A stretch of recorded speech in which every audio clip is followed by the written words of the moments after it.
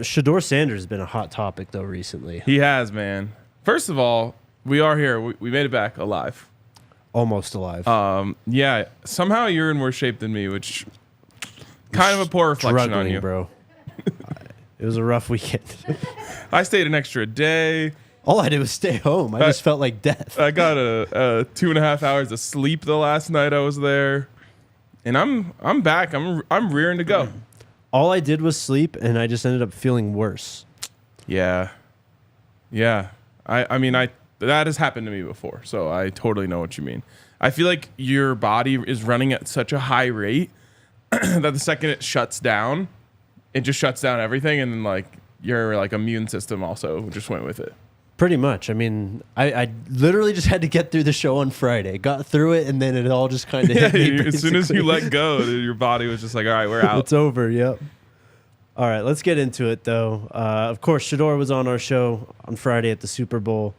And first off, a lot of things with this. I felt like it was Shador's best interview he's ever had so far.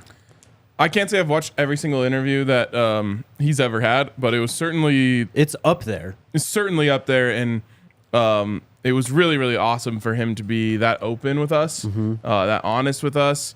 And, you know, I said this, but the way that he embraced our show, understood our show, acknowledged our show for what we want to do, which is what he said, make a safe space for Colorado football players to come on here and, you know, share a little bit about their personality, talk about football, talk about life, all of that stuff. For him to like understand that about us and recognize it is like true face of the franchise shit. Yes. You know what I mean? Yes. Like, it's one thing to be really good at football and go out there and ball every day, but the face of the franchise, which is what Shedeur Sanders is going to be when he gets into the league, has to have that extra little touch. He like knows the security guards by name when he walks into the building on Sunday.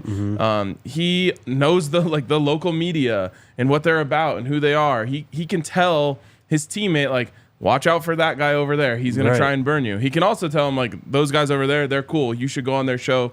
You know, it'll really help build your brand.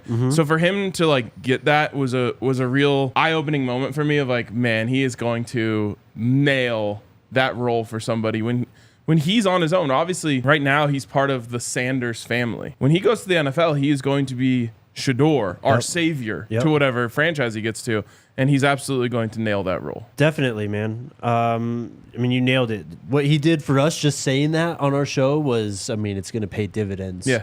So thank you, Shedeur. He did say also he's just a kid. He said it very at the beginning, right at the beginning. It's so true, man. It is. Sometimes you forget. Yes. Sometimes you forget. And even just like seeing him like embrace the moment and kind of have fun with it for everything he was doing at the Super Bowl was like very much like he is just a kid. He's barely over 21 years old. You know, it's important to remember that a lot. I think that played into a lot of why this clip kind of went viral, and it's what we're about to get into is choice routes. Suddenly a term that a lot of people think they know. But there was too many choice routes last year. Yep. And it was very evident when you Don't worry about it, Alyssa. Yep.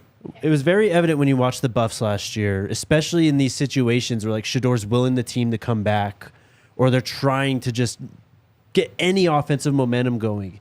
He looked a little hesitant sometimes when he was out there. And I think this is a big reason why were these choice routes.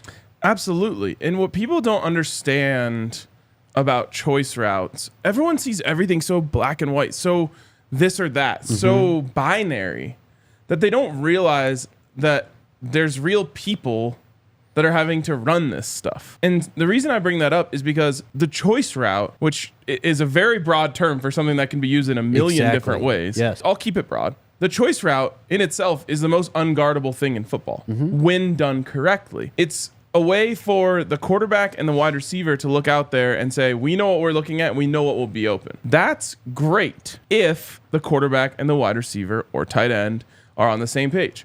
Yep. Hate to say it, Patrick Mahomes and Travis Kelce might be the greatest of all time when it comes to executing choice routes.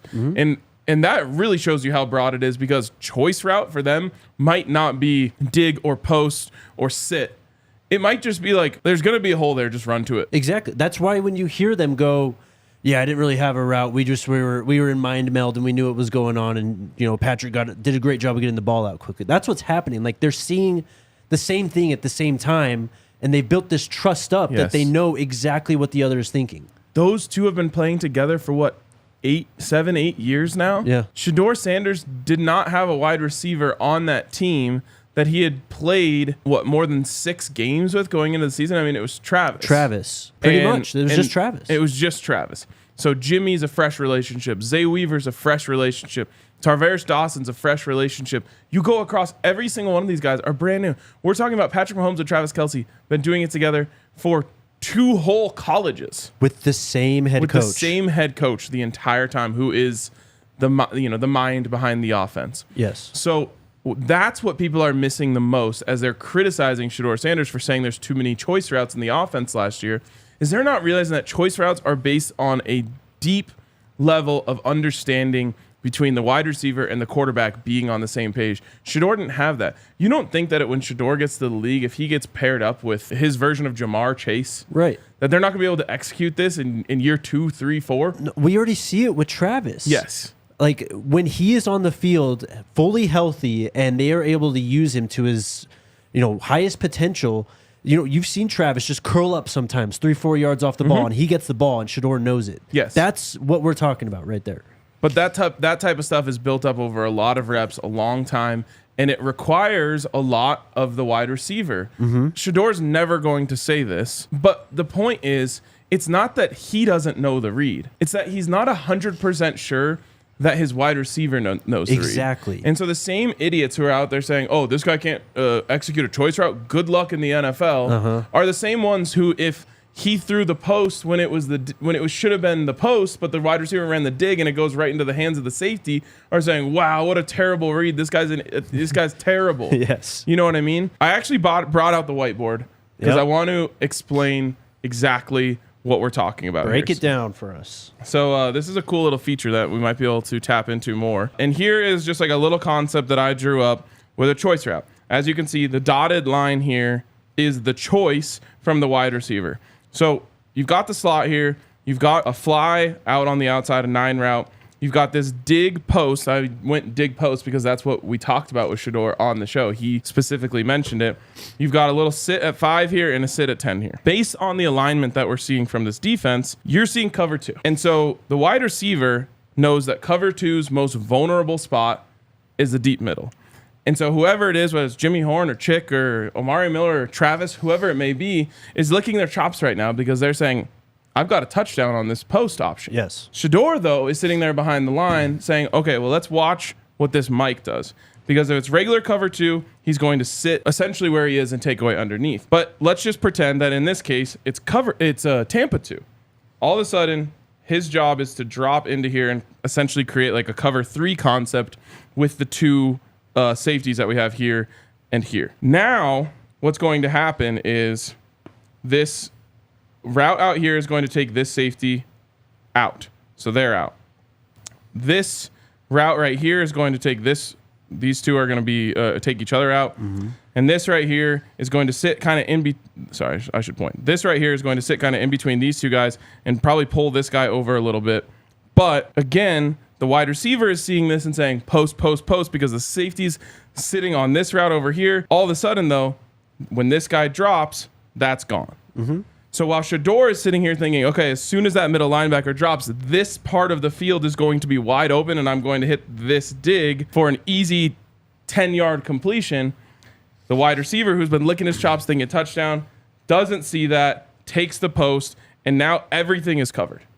What happens? Shedeur Sanders gets set. That's what people don't understand. It's not about Shedeur not knowing what the read is. It's Shedeur not knowing that his guy is going to know the read. Even if the wide receiver makes the right read, Shedeur has to wait until this point at the top of the route to make sure that he made the right read before he can throw it. That's the hesitation he was talking about. Where it's like, is it a dig? Is it a post? I mean, he's already finished his drop at that point. He's ready to kind of let the ball go. Right, and this route especially is a timing route. And so it's like, he knows it's going to be there, especially because this guy, even if this guy's only dropped a couple yards, he knows that this spot of the field is wide open. Yes. So if it's not an option route, he is throwing it the second the wide receiver gets to the top of the route. This space right here is wide open. easy completion. But because he has to wait to make sure the wide receiver makes the right decision, he gets sacked. It's kind of just a rough explanation right there, but that's exactly what the issue was last season. Was Shedeur was just seeing things differently than the wide receivers. I'm not going to say Shedor's completely absolved of this. Like some of these plays are probably his fault, but a lot of them are probably because these are a lot of new players in a new system. And I mean, look, Montana Lamonius Craig was like the X all through April last year. And then Zay showed up. They had 4 months to work this out before the season started. Yes. And I'm not going to try and throw him under the bus here, but Sean Lewis, you go look at his first year at Kent State, they were terrible. Yes. They could not throw the ball. Like, the quarterback was awful. He had 11 touchdowns to 9 interceptions. They only threw 2,300 yards. Like, this is a system that takes time. This isn't something that you can expect over one off season with all these moving parts, new coaches, new players, completely new team, by the way, having to adjust to just living somewhere different that you've never been before. Like, there's just so much at play with this. A lot of people have used this as an opportunity to say that, Shedor's cooked when he gets to the NFL because he can't use choice routes. That's just dumb because you don't know Shedor's best attribute, which is the mental side of his game, how quickly he can process. And that's why he was saying with Pat Shurmur, when it's all laid out for him and it rests on his shoulders, he's much more comfortable. Even if it's a pre-designed play for the snap, Shedor's probably going to have 2 or 3 play calls. And he can be like, okay, I don't like that one. We're going to go to this one from this look. There's probably, I don't even want to say more risk, but you're giving yourself, I guess, less wiggle room without option routes if you're going to be more structured. But it's what he wants to do. And he's going to be able to get to the point where we talked about where you can get into mind meld with receivers in the NFL, and you can run all these choice routes all you want and just dice your way up and down the field. Absolutely. I think the biggest misconception here, and the reason why this got me upset, is that Shedeur can't read it. Yes. And that is the most wrong you could be about anything. Yes. Is thinking that Shedeur can't read a defense. As you said, that is his single greatest attribute. Mm-hmm. He has a fantastic arm. He's athletic. He has a good feel. He can make every throw. But his best attribute is that he knows what he's looking at. And because of that, lean into it. Take away the extra thought and just let him know, I know where the holes are going to be in this defense and let me sling it. The other thing I saw people say is, sounds like the head coach, his dad, should have stepped in and done something about it. He did. He did. And you same motherfuckers were saying he made a move too early and he made a rash decision. It's like, man, it's always something. The last thing I think I want to say on this is this concept that every single offense in the NFL is like reliant on choice routes. Some of them are. And again, the choice route is a beautiful thing. Kyle Shanahan's offense isn't heavily using the choice route. No, Sean McVay's not. Like that West Coast offense, the way that they run it isn't. It's very structured. It's supposed to get like high-low reads and easy things for the quarterback to make decisions on one half of the field a lot of the time. It's not going to be quarterback and wide receiver find an open space nearly as much. Those offenses use a lot more structure. And whoever is calling the plays for Shedeur, it's their responsibility to call it the way that he wants it, not just say like, oh, this is the way that I do it. Even in saying that, I find it important to go back to the fact that this isn't a never thing for Shedeur Sanders. Exactly. He didn't say never. Yes. No, he will be elite at this one day if he has the relationship with a wide receiver and an offensive coordinator and himself. He'll be just as good as anyone else is, as long as the wide receiver is making the read at the same rate that he is, and he can trust them to do that. Exactly. And look, this was a tough year for the NFL in terms of quarterbacks. We saw a lot of bad quarterbacks play. And there's no doubt in my mind that Shedeur's better than a lot of guys who were starting games this year. If they can do it and win games and coaches can design offenses around them, Shedeur's going to be just fine. I've got no doubt about that. Oh, yeah. I'm excited to see what he does this season. He's going to shut a lot of people up. Exactly. And I'm further excited to see what he does in the NFL because, like I said, that's going to be the thing. And all the people who are saying this stupid stuff right now about, he can't read a defense, that's why he doesn't want to run the choice route, it's too confusing for him, are going to look like such idiots when we get into the draft process next year. And you've got, name any person that you can think of that knows ball, Brian Baldinger or Chris Sims, whoever you like, is sitting up here saying, I'm hearing from every team in the league that Shedeur Sanders' ability to process and his work on the whiteboard was better than anyone they've seen in 10 years. Stuff like that is all going to come out about Shedeur. And all these people who think that he can't read the defense, which is why he doesn't like choice routes, are going to look like idiots. Put up CJ's comment, Alyssa. That's basically what I started off saying when we started this thing. That's exactly why you saw him kind of hesitant, but it looked like pump faking a lot of time, or he'd go to throw and then pull it down really quickly, and it would end up in a sack, or all of a sudden he's running to the sideline or something. That's a lot of the reason. A lot of it was bad protection, yes. But most of it, too, was you didn't know what the receivers were doing down the field. 100%. I mean, I showed it to you there on the whiteboard. Like, if that dig is coming across, he's throwing that before they even come out of their break. Exactly. But if he doesn't know, and he probably has in the back of his head, oh, man, it's Tampa 2, whoever the wide receiver is going to be confused thinking that was open on the pre-snap alignment. Like, I got to make sure that he sees this. Yes. That's why he's pumping and pumping and pumping. Yep. And, like, sometimes they made the right read, and after that first pump, he just slung it. Yep. And there it was, easy completion to, Zay Weaver over the middle. It just wasn't the right thing for that time. And I think that's what people don't understand about what he said. It's not that he was saying that that's just a bad concept. He's saying, I didn't like it last year, and without saying it, it was because I wasn't sure if we were on the same page as with the wide receiver. Exactly.